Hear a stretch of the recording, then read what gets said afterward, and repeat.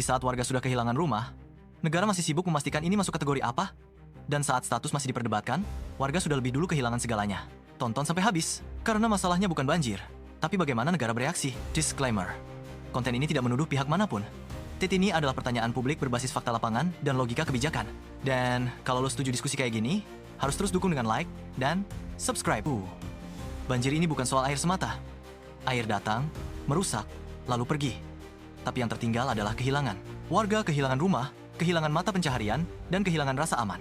Dan di saat yang sama, negara masih berada di tahap administrasi dan klasifikasi. Apakah ini bencana daerah? Apakah skalanya cukup nasional?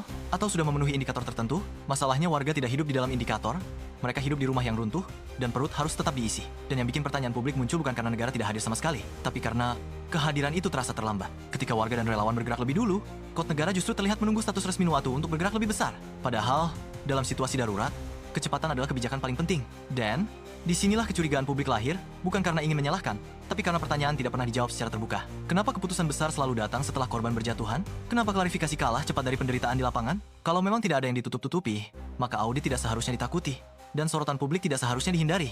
Dan kehadiran pihak independen tidak seharusnya dianggap ancaman, karena saat negara diam yang tumbuh bukan ketenangan, tapi jarak antara negara dan warganya. Duat gua, ini bukan soal menyerang siapapun, melainkan soal menuntut respons yang lebih cepat, terbuka dan manusiawi, biar kita nggak berhenti bertanya. Menurut lo, apakah negara sudah cukup cepat, atau justru terlalu lambat? Tulis pendapat lo di kolom komentar.